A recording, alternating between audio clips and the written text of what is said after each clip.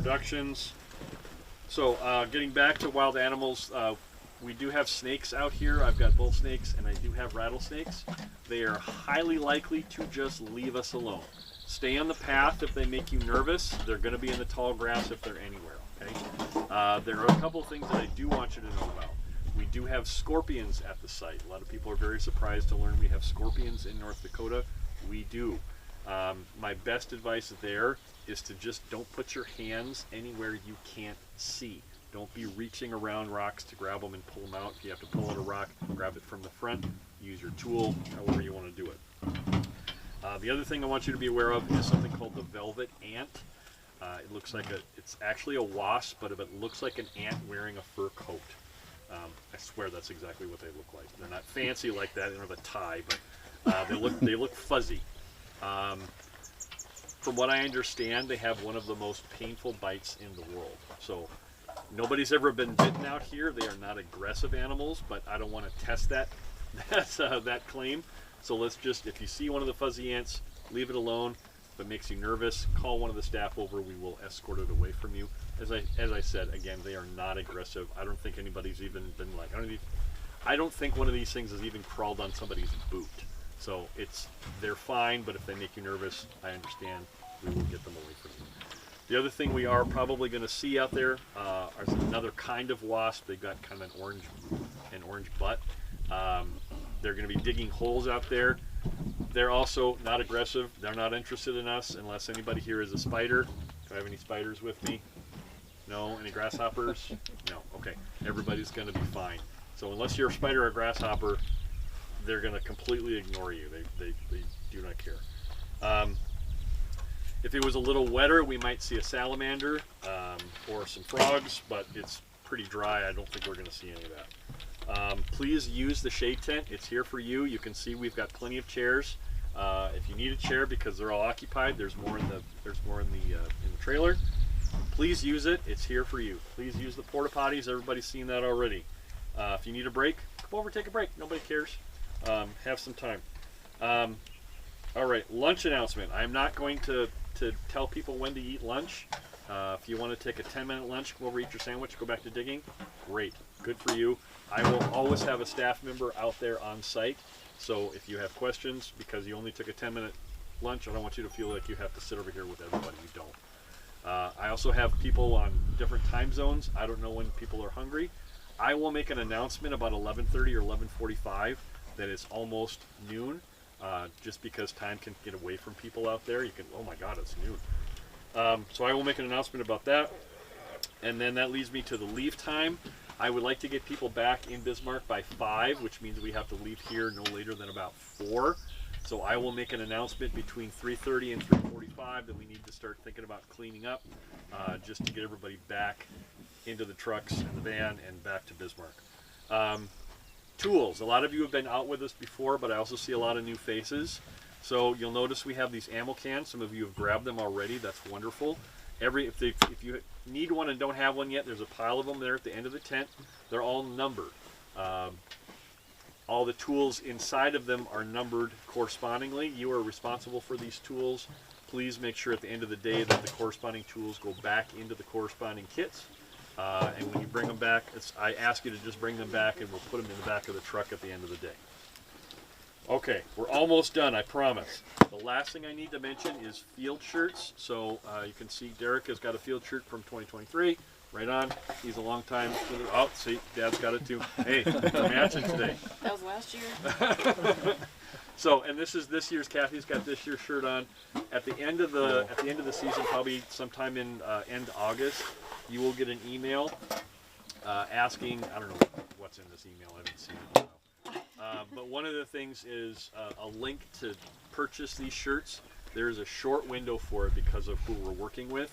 If you don't purchase it inside that window, they're not available anymore. So don't think, I'll wait and I'm gonna do it and get it for Christmas. Order it right away or you're gonna miss it. Okay? The very last thing I want to do is I want to take a group photo. I'm gonna line up against this butte over here. Theo's gonna take a group photo. I ask that you don't stagger, but you go shoulder to shoulder so we can see what everybody's wearing. Mostly this is to identify the bodies for the sheriffs if anybody should get lost. Okay. No, actually, it's just for internal use. If we capture you in a photo, I want to know like who was wearing what that day, so we can just kind of gather that. So please go up against the butte over there. We'll take our group photo, and then we'll follow Kathy out to the site and do a little dig down. Digging into Hell Creek, which is about 65 million years old. 64. I don't know. They keep changing it by a million years, but what's a million years? This was kind of the last gasp before the dinosaurs bit it. We will be finding dinosaurs, but this environment at this time, this was a huge delta. So these rocks were laid down in a huge delta system. Think the Mississippi, but like way bigger, like across states. It drained into an interior seaway to the west. So there was a huge river bringing all this sediment in. So, and with that information, the dinosaurs that we do find here are not what we call articulated. They're not in life position. So you're going to be finding bits and pieces of things. So the dinosaurs that we do find are commonly Edmontosaurus, so it's a duckbill dinosaur, Triceratops, and we do find T-Rex teeth, but we haven't found any bones yet. So we know that they were feeding here, but not necessarily dying here. Today's the day. Today's the day. Great, I love your enthusiasm. Let's see what else. With that, there's no specific layer that the bone is coming out of. It's sort of this whole like kind of 6 foot range that you could find. So I just ask that you guys take your time. It seems counterintuitive, but the slower you go, probably the more you're going to find, just because your eyes are going to be looking for that sort of thing. I think that's it on the general stuff. The rock, unfortunately, looks a lot like the bone. So again, go slow. Ask us tons of questions. We love questions. And then I'll just do a demo somewhere. So typically, I know it doesn't look like it, but we work in sort of these horizontal benches, what we call benches. So we want the wall to be sort of a 90-degree with the floor. So we're just going to systematically work down. So the tools you're going to find in your kit are a trowel, a couple paintbrushes, and then 2 pokey things. Now I don't want you to use these pokey things to stab at anything, because if you stab, pry, and you don't know what is under the earth, you're gonna break something if there's something there. So we want to work. I'm gonna plop right down here. We want to work just by scraping the surface. So the rock is gonna break up in kind of these blocky pieces. Just kind of roll them over as you sweep them away, and look to see, and I want you to look for different textures, different colors, different shininess, just anything different that catches your eye. We do also find carbonized wood out here and amber, and the amber is going to be the classic orange color, and sometimes in the sun it's just going to give you a little glint, and you're going to be like, whoa, I just saw something. So again, we do find teeth, we do find bone. Yeah, if you encounter like a rock that's a little too big, you can switch your tools, like kind of explore your tools. You can use your hands. I've often come in here and just like brush stuff away with my hand. Don't be afraid of your brushes. If you've got sort of a big block that you can't get up, you can kind of poke at it. The rock is typically going to separate from the bone. I say typically because sometimes that doesn't happen and you get encounter marks, you know, or something breaks. My biggest advice to you is, if you do think you have something, don't pick it up and bring it to us. Call one of us over. Once you pick that up, we no longer know where it's located to see if there's more. and you could potentially break something that's bigger than what you see. Welcome to Open Range. I'm your host, Gary Emineth. We're here with Jeff Person, who's a paleontologist working on a site south of Mandan. We have had an opportunity where we had Clint Boyd on the show previously on Open Range talking about these digs where people come and sign up for them online. It's very competitive. We're going to talk about that for some of you that watch us and want to maybe get in on the action next year. But for now, we want to talk to Jeff and get a little bit of background on why he decided to do this for a career and kind of some of the excitement this past summer as he's working through this process. So Jeff, welcome to Open Range. Thank you very much for being here. It's a pleasure. So Jeff, talk to us a little bit about yourself and where you're from and how you got to be a paleontologist. Okay. I'm originally from Bismarck, born and raised. I left for about 15 years to do my schooling, got my first job. And I came back here, this job opened up that I have now, and it was an opportunity to come back home and be with family and friends and do something that I love. So Jeff, when you decide, and viewers out there may decide that, hey, I'd love to do this. I love dinosaurs. All little kids, when I travel a lot, I used to bring dinosaurs home for my boys. So everybody loves dinosaurs. What interested you to be a paleontologist? Well, it's a long story, but I'll try and give you the short version. When I was in high school, we were supposed to go out and do something with in a field that we were interested. I started with archaeology. Turned out I didn't really like that very much, but at the same time, the state paleontologist at the time was putting together the Highgate Mastodon, which is currently on exhibit in Bismarck. And I kind of piggybacked onto that project, and that's what lit the fire for me. So from that moment on, I knew what I wanted to do for the rest of my life.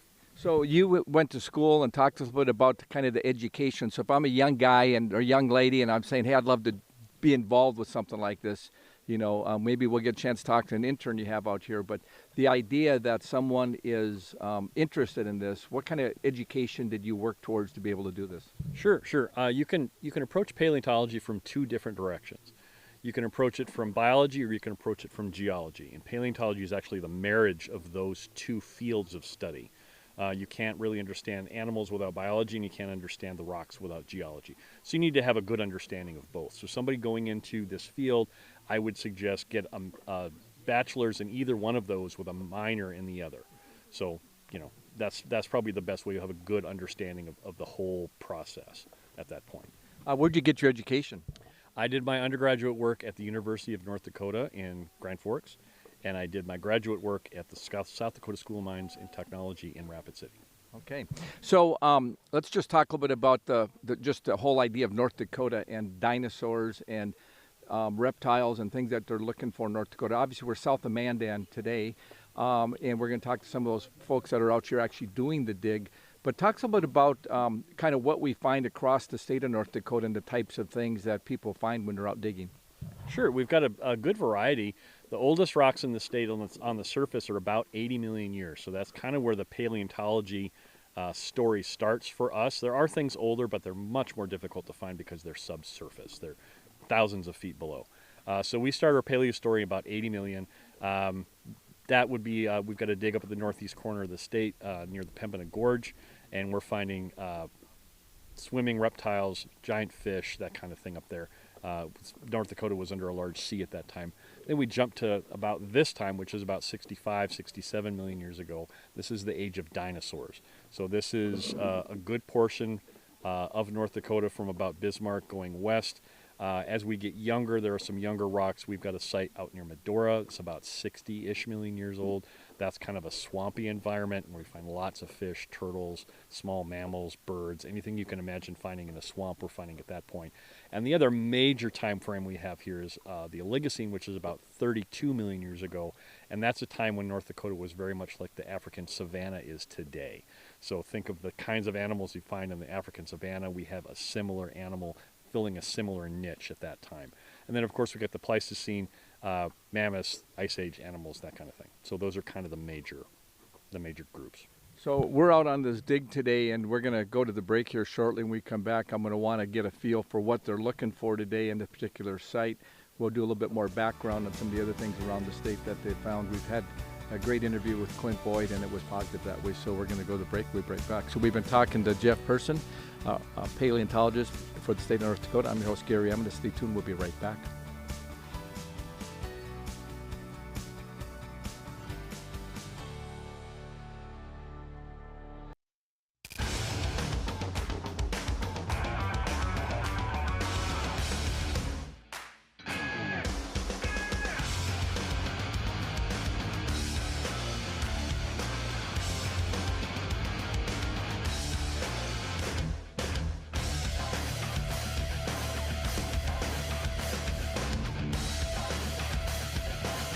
Stop out to our facility, Highway 22 South. Let us build a truck for you. Find relief for what ails you at Steep Me Tea Apothecary. Teas, supplements, tinctures, and more. Formulated to fight whatever has you down. We're Bismarck Mandan's favorite place to find delicious, natural, and easy ways to alleviate symptoms brought on by anything from colds to cancer. Brew a better you at Steep Me Tea Apothecary. Steep Me products may cause side effects, including but not limited to improved mood, deeper sleep, enhanced hydration, renewed sense of smell, increased energy levels, superior balance, boosted immunity, proper digestion, restored sense of calm, and a delightful smelling home. Welcome to Arrowhead Cleaners. Newly renovated, modernized, and ready to make your cleaning needs hassle-free. From commercial and residential wash and fold laundry services to the latest in professional dry cleaning techniques, we are dedicated to your unique needs, offering alterations, fabrications, and even custom hat making. So whether you're a busy professional, a family on the go, or even a rodeo champion, Arrowhead Cleaners is here to take your things from messed up to dressed up. Now celebrating our 64th year in Arrowhead Plaza.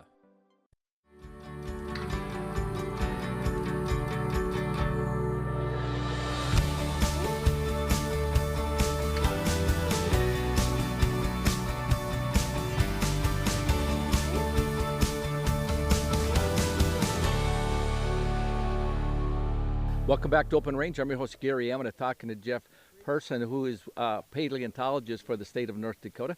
We're out at a site south of Mandan, and we're going to talk a little bit about the dig today and also how to get involved with the program. It's probably a little late this year, but maybe next year you might be interested in the future date. So Jeff, on this dig today, what are they looking for, and what have you found, and how long have you been out here?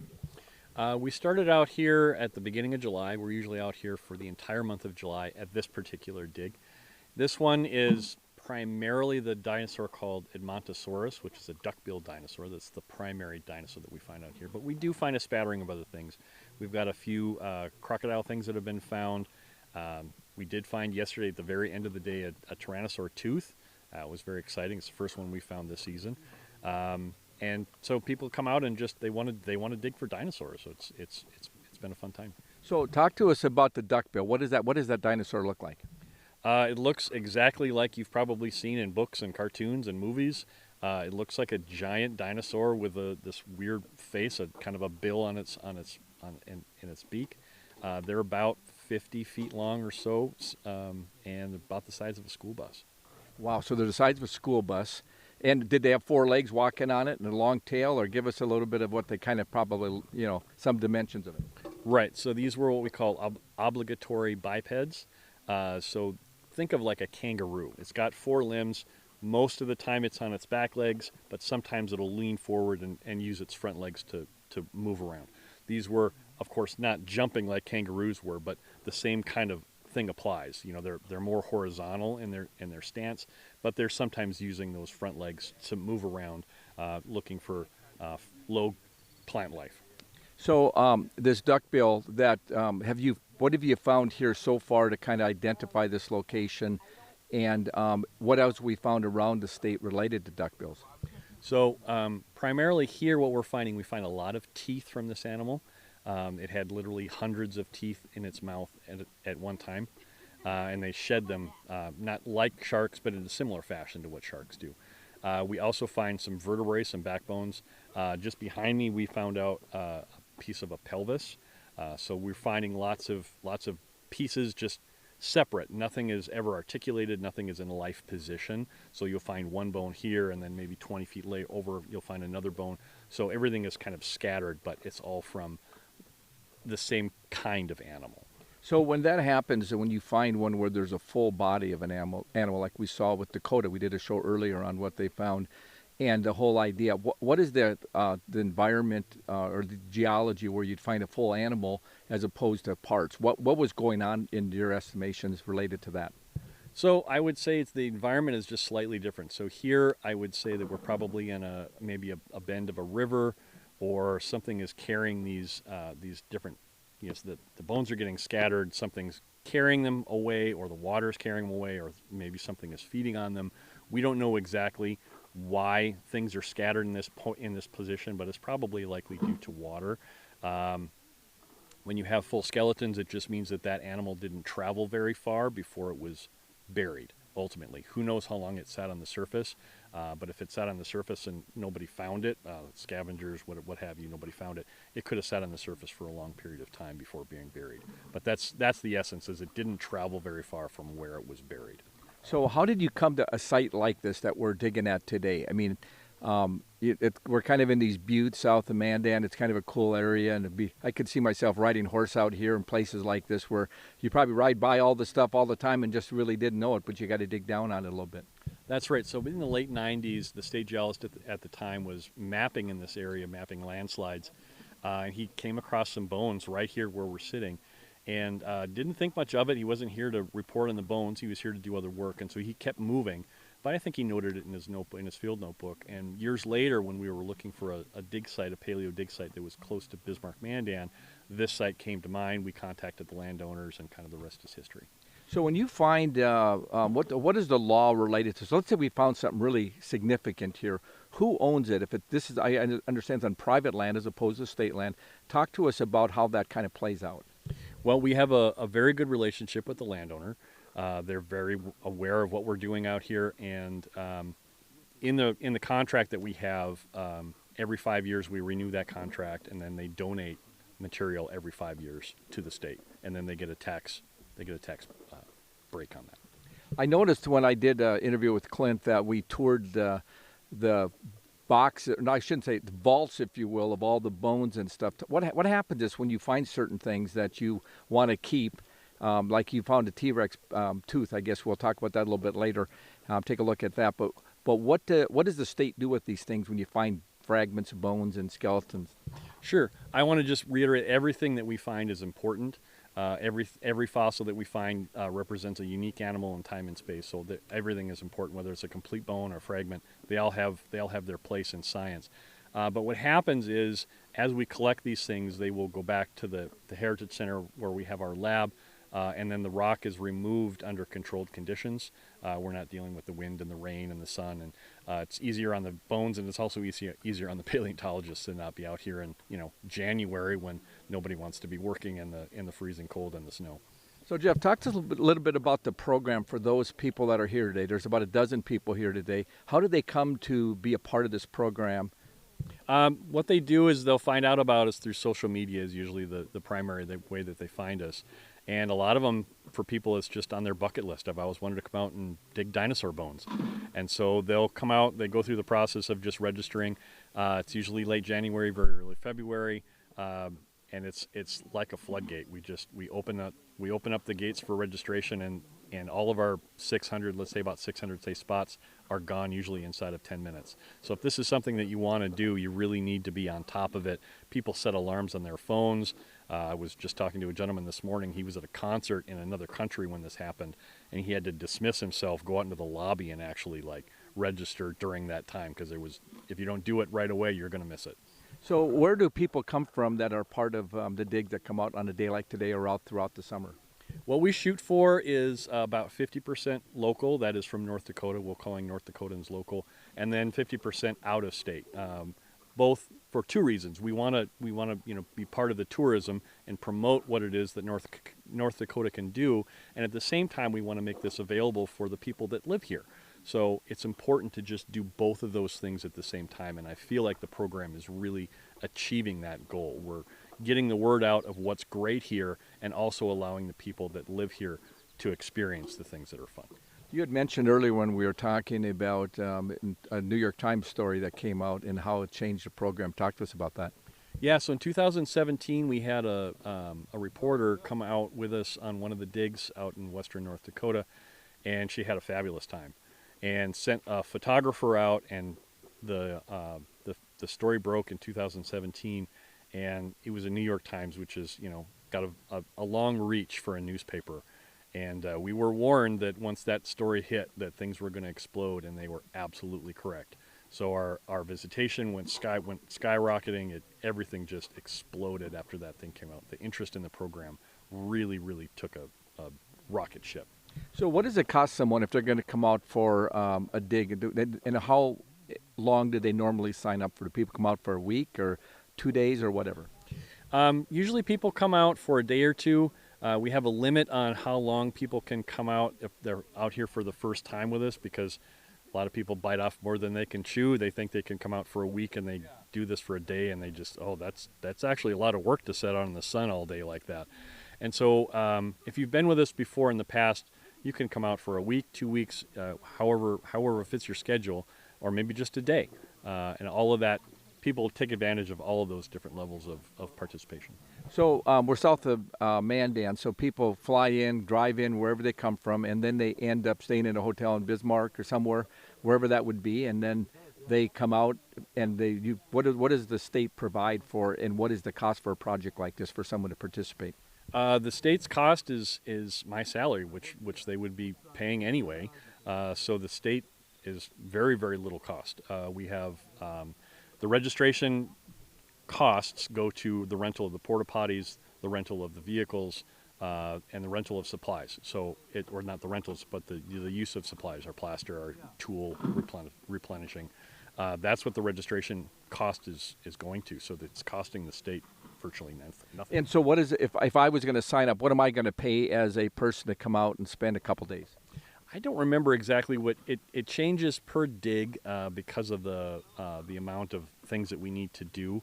I think it's about $50. I don't want to quote that. So, but it's relatively inexpensive, like $50, $60, $70. I mean, for a day to go on a dig. Yes. I would guess if this was international somewhere, they would probably charge $500 a day.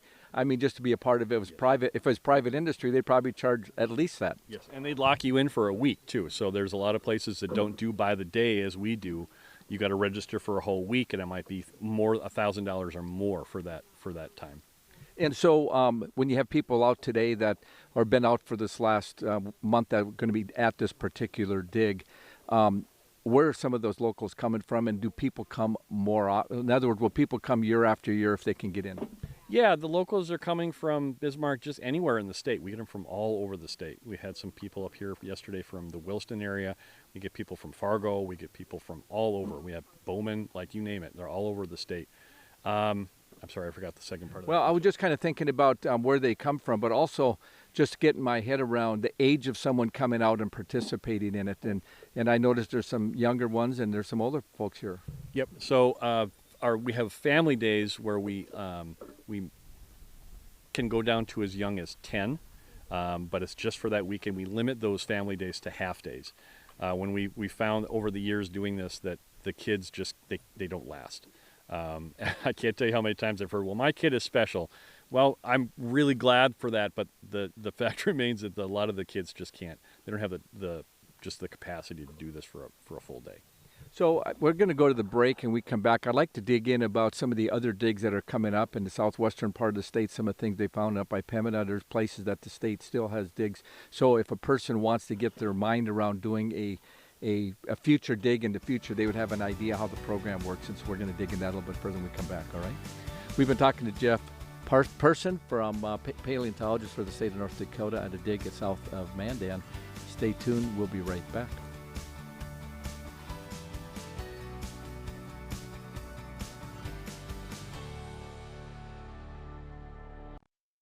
Base Flug Trailers of Dickinson is a family-owned dealer with expert staff that know their products front to back. We stock over 150 units of all types and can custom order a trailer with the unique features and capabilities you require for brands you can trust. Our experienced service team is the reason we're also the best place to have your trailer customized or repaired. Count on Base Flug Trailers of Dickinson to keep you hauling. Come on in and experience small-town hospitality and the personalized care that makes car buying a pleasure. We know that every journey starts with the right car. Whether it's school drop-off, weekend road trips, or your daily commute, we have the right vehicle for you and your family. With trusted brands, affordable prices, and the team that treats you like family, finding your next car has never been so easy. We pride ourselves on personal attention and quality service. The Set Motors, where our customers send their friends. Yeah, U.S. Cattlemen is a member organization that each member has a vote in anything we do with policy.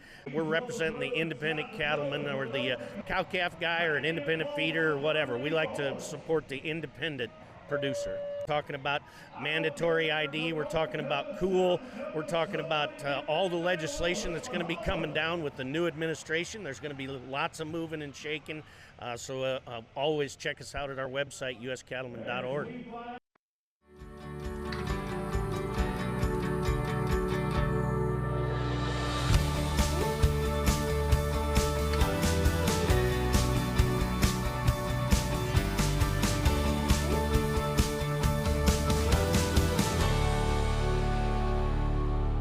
Welcome back to Open Range. I'm your host, Gary Emineth, talking to Jeff Person, paleontologist for the state of North Dakota. We're at a dig site south of Mandan, and this is kind of a beautiful background with buttes, etc. We don't necessarily have all the background in it, but so Jeff, this is one location where there's a dig. You said you're out here for the month of July. Talk to us about some of the other places they're digging around the state and of high interest for the state and where they think there's dinosaurs that are great for digs.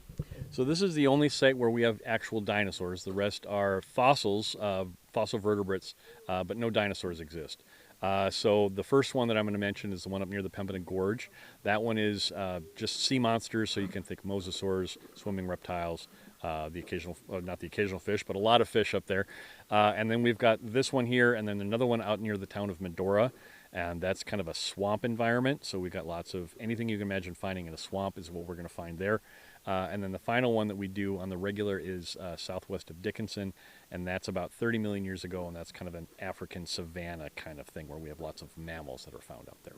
And so if you take this setting where we've got buttes and you can see water would have run through here and made deposits, this was probably an area that, from what I heard you say earlier to some of the people that were here, and the timing of it was water backed up and then made some deposits.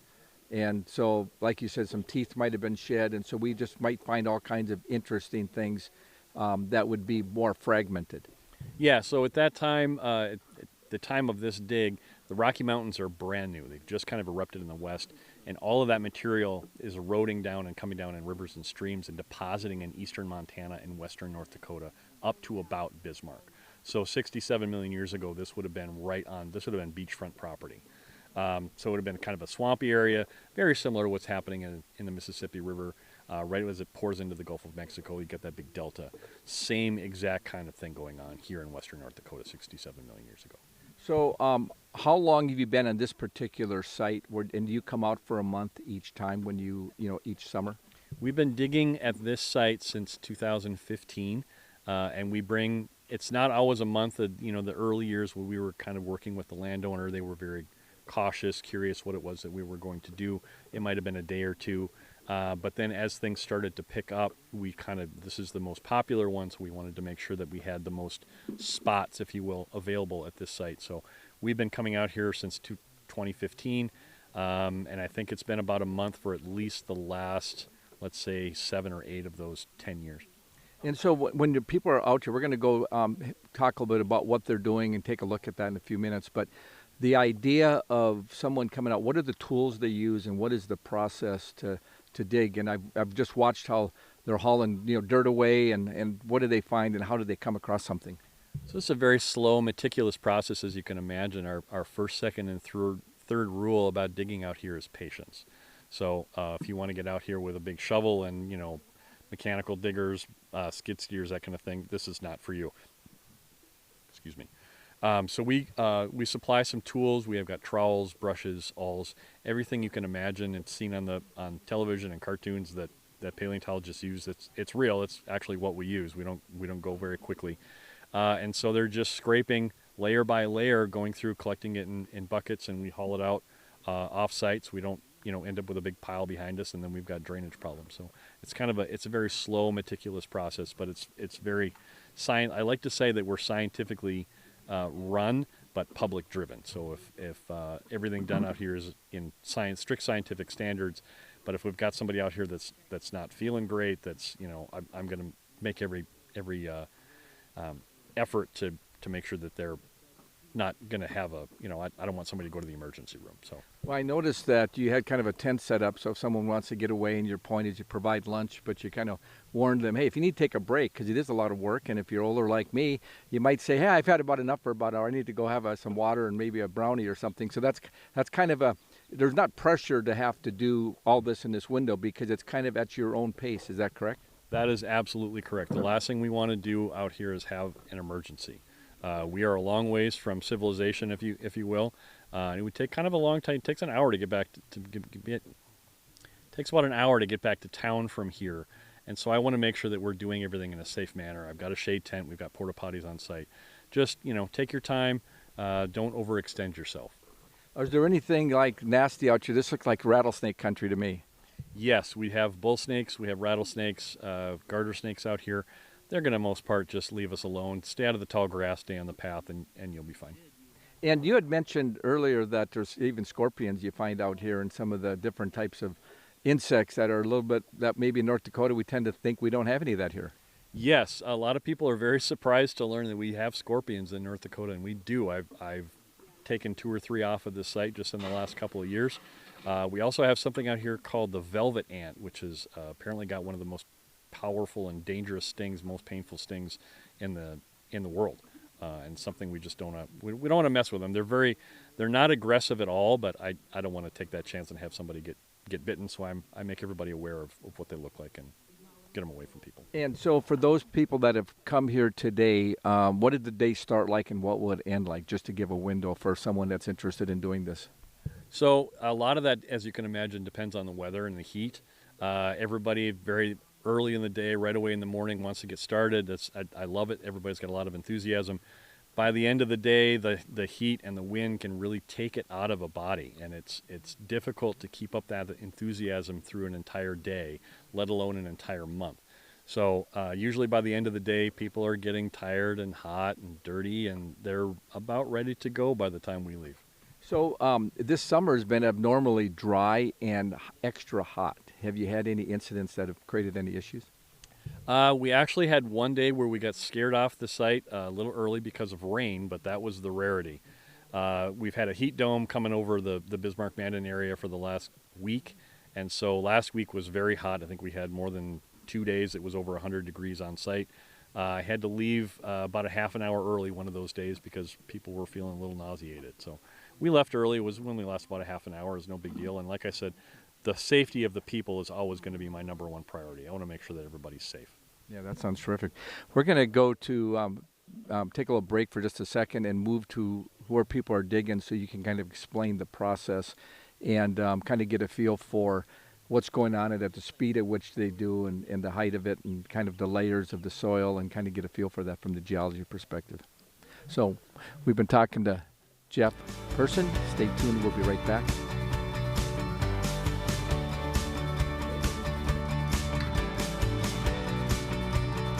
We're on a dig south of Mandan. I'm here with Jeff Person. We're just going to have him explain a little bit of the process. There's about 8 or 10 people here at the site doing things. I'll have him explain a little bit of what's going on at one of these locations where they're digging. So, Jeff, why don't you give us a little bit of a feel of what they're doing behind us? Sure. So what they're doing here is you can see the bean bags there in the front. Those are covering up a bone, and what we need to do is we need to isolate around that bone just to get it kind of like a little island. And eventually we'll be covering that with plaster and burlap. You can see he's brushing away the bone right there. It might be a little hard to see it, but it is there. We'll get that isolated. We'll put a plaster and burlap, what we call a cap around it, and then that will get flipped over and brought back to the lab.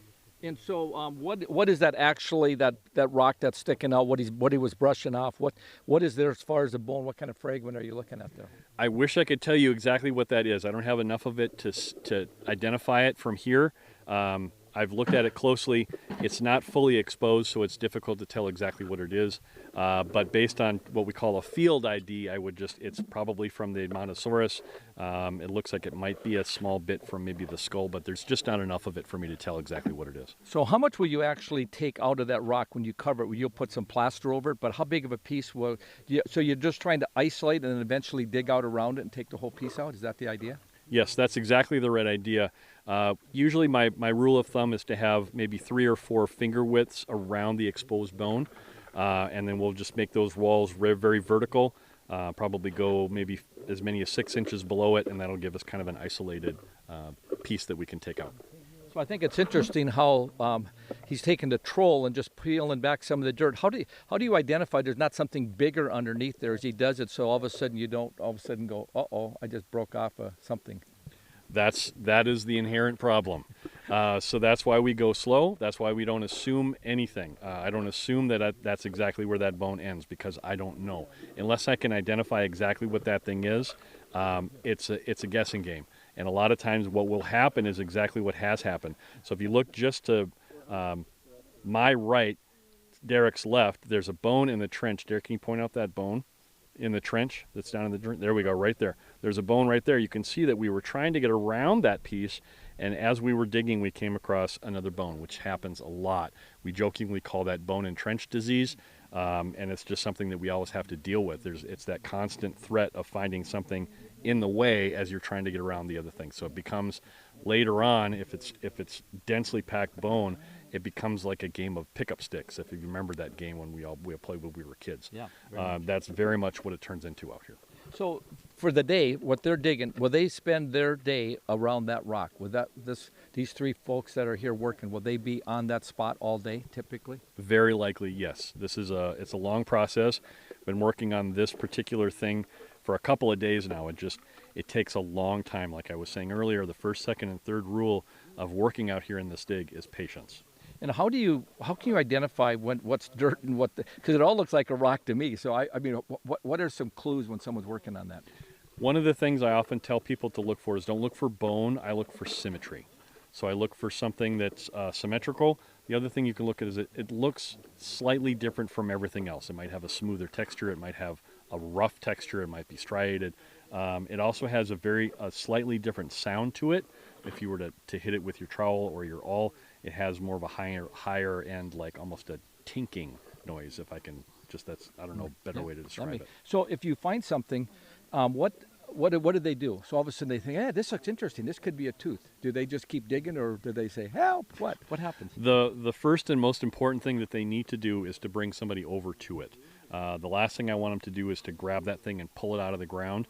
You're likely to break it, to destroy if there's more inside. So the first thing I asked everybody to do is just flag it, bring one of us over here, and then we'll make a plan as to what happens next. Either it's something small we can just eventually remove, or it's something bigger that we have to do something like this that they're doing there. So when you take this rock out, let's just say it's going to be a 2 foot by 3 foot or whatever that piece would be, that'll go back to the Capitol, the Heritage Center, and you'll work on it over the course of the winter? Yes, that's exactly what happens. We want to work on these things in controlled conditions, out of the rain, out of the wind, out of the sun. And we have all of our tools there. We've got a lot of the facilities are better than, as you can imagine, out in the wild. We don't have a power out here, so we want to use all those power tools, the air scribes, that kind of thing, in the lab. So it's just a much better situation. That's terrific. So we're going to go to the break. When we come back, I'm going to try to get Kathy Lash on and have her explain a little bit about these tools when she was earlier explaining it to the group, how the process works. So we appreciate that. Sounds good. Thank you. We've been talking to Jeff Person, paleontologist for the state of North Dakota at his dig south of Mandan. Stay tuned. We'll be right back.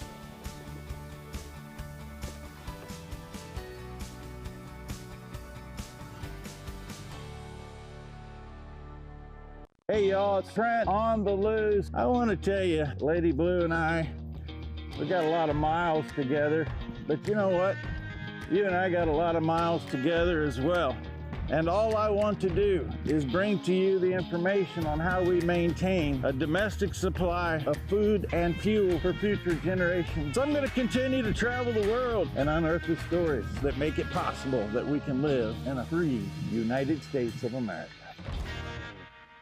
Welcome to Arrowhead Cleaners. Newly renovated, modernized, and ready to make your cleaning needs hassle-free. From commercial and residential wash and fold laundry services to the latest in professional dry cleaning techniques, we are dedicated to your unique needs, offering alterations, fabrications, and even custom hat making. So whether you're a busy professional, a family on the go, or even a rodeo champion, Arrowhead Cleaners is here to take your things from messed up to dressed up.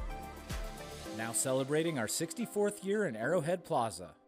Are you dealing with arthritis, nerve and back pain, dry skin, or superficial wounds, but found no relief? Give Stewart's Natural Health a try. For over 4 decades, Stewart's Natural Health has been helping people and animals with herbal and natural oil lotions, ointments, and creams with a mission to help you relieve pain and feel your best using the power of nature.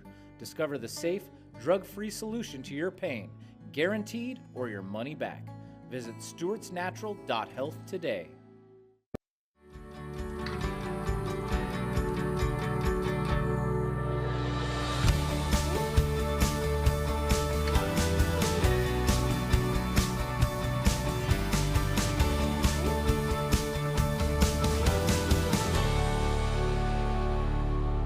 Welcome back to Open Range. I'm your host, Gary Emineth. We're here with Kathy Lash, a paleontologist for the state of North Dakota in this dig south of Mandan. So, Kathy, I got this ammo box here. It says NDGS, I guess North Dakota Geological Survey number 12 on here. That is correct. And I noticed when we came out, there was boxes like this all over the place. Yeah. And talk to us about the point of this box, what's in it, and how it all plays into what all these folks are doing behind us today. Okay, so each of the participants in the dig gets an ammo can, and they're all numbered, and it basically contains the tools that they're going to need to do the dig.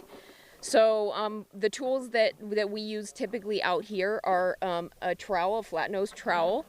I'm going to kind of rummage through the box here.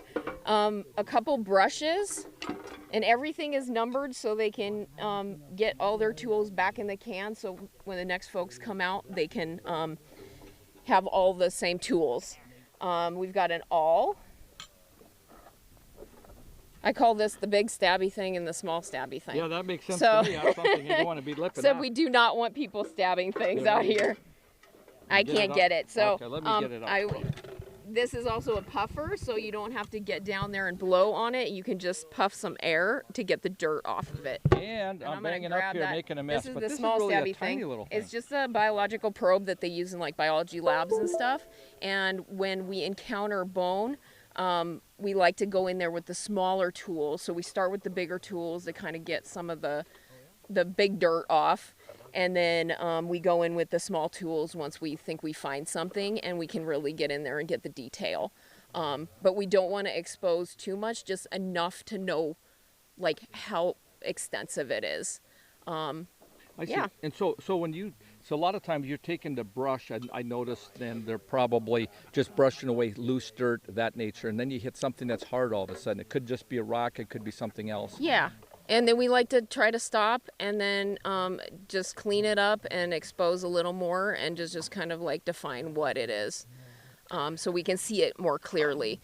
And yeah, that's what they use the brushes for, is just to clear away that loose stuff. And now I notice there's these big pails. You got these 5-gallon pails everywhere all over the place. And I won't give an advertisement for the name on it, but I see you have a couple different hardware companies on here. But Yeah. anyway, so talk to me what they're doing when they're down here on the ground digging, and walk through just a little bit of the process. They're dumping stuff in. What's going on Yeah, here? so if the rock does not have anything in it that we want to keep, and it's just rock, then we'll have folks scoop it up in this ice scoop, and then they'll put it in the bucket, and then we take the bucket away so we're not having to deal with piles of just stuff that we've already gone through. And I imagine if you're here digging, you don't want to just have piles behind you. Then you just kind of keep. So you Yeah. really remove it and put it away in a further distance, so Yeah. that you can just keep stripping away the soil. Right, and we're not tripping over it, and we're not, it's not in our way, and we can clearly see what we're going after. And when you have this height behind us, we got about I'd say about a 5-foot wall behind us. I noticed some's kind of more orange and some's kind of grayish. Walk us through. They're down in the bottom digging here. What is the different layers that we're looking at here? Yeah, so the upper light gray unit is more of a weathered, so it's going to be looser. It's not going to have it's not going to have any bone in it really. And then when you get down to this kind of orangey brown color, that's where we're targeting where the bones are going to be, where the fossil material is. But it's a good, maybe 4 to 6 foot section that you could potentially find dinosaurs in. Now I also noticed that you have like little colored pouches and stuff at different points. What does that represent? So those are marking places where we have actually encountered bone, but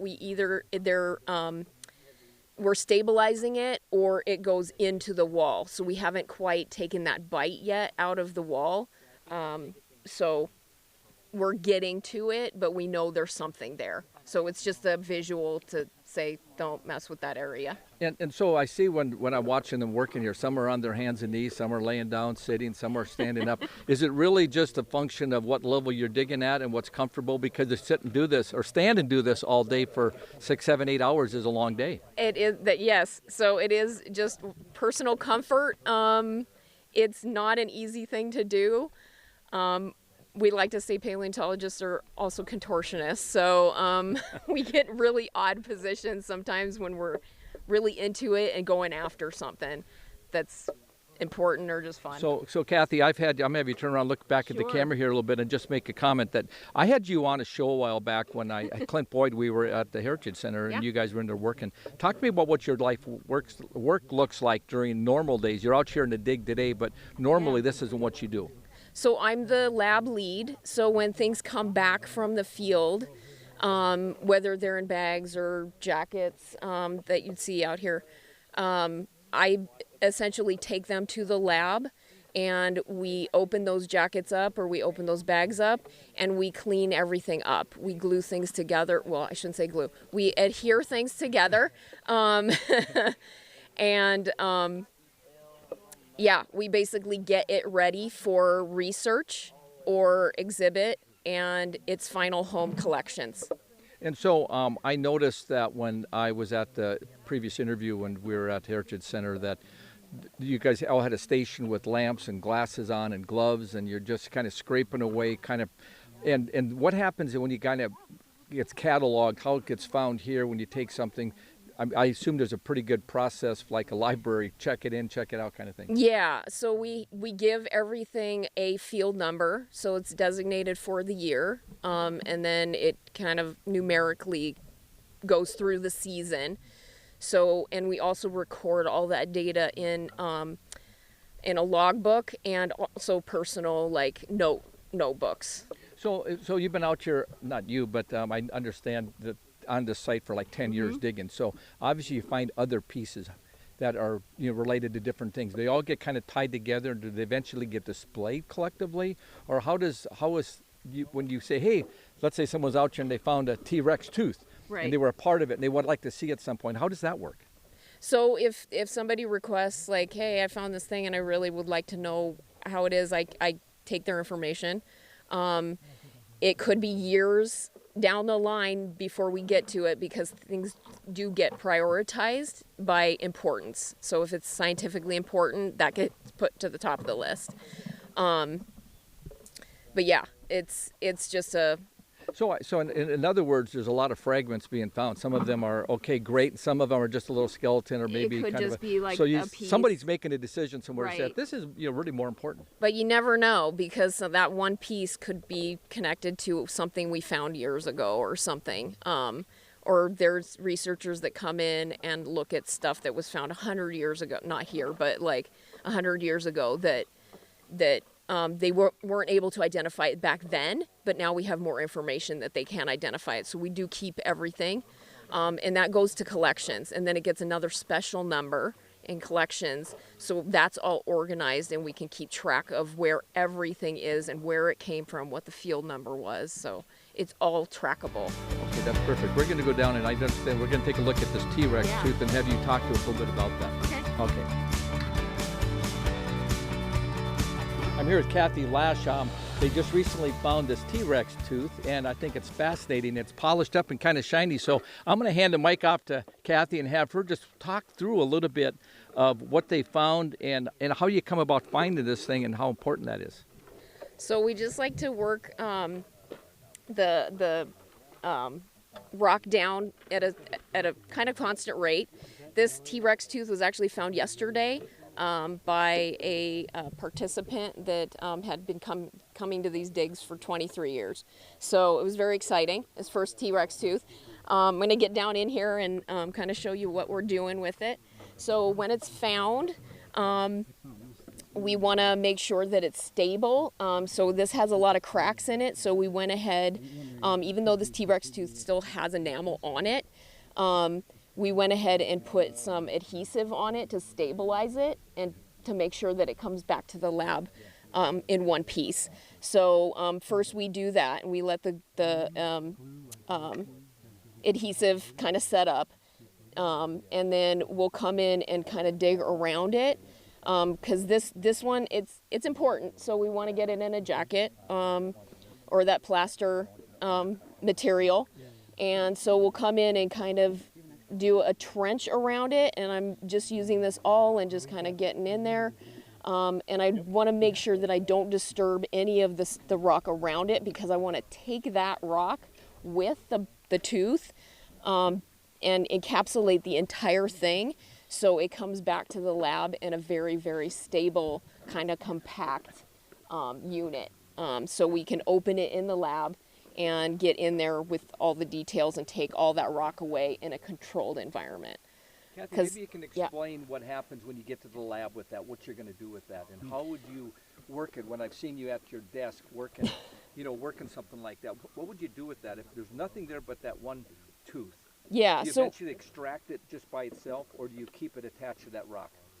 We keep it attached to the rock when we extract it, so we'll actually put a plaster jacket around this side and then flip it over and then encapsulate the whole thing, so it's got a bottom and a top.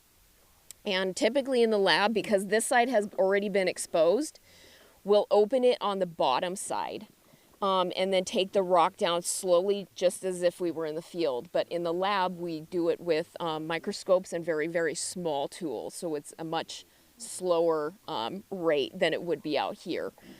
But yeah, we just use the same adhesives and kind of stabilize it as we go down in the lab. And when you identified it, I mean, I'm not sure I'd have been able to identify that. I mean, obviously you put coating on it, so it's shiny now.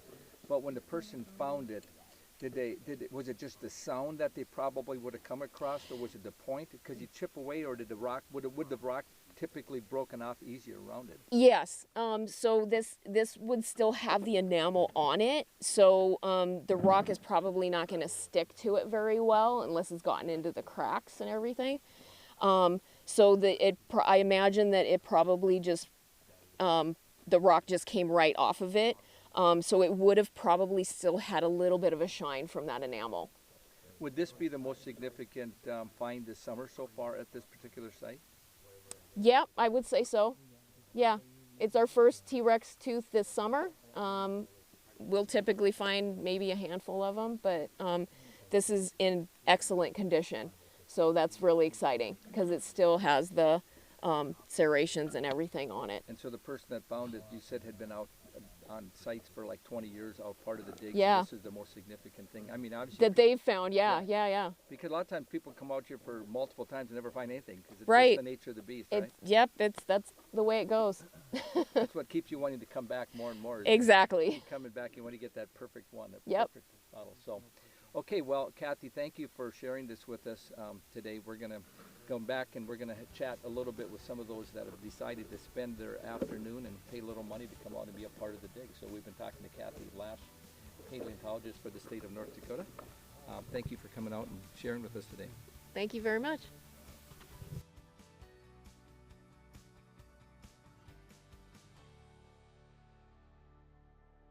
That concept of deodorant and the concept of stinky man body, and really putting it into perspective of how you've come up with a product that is going to take care of that day in and day out.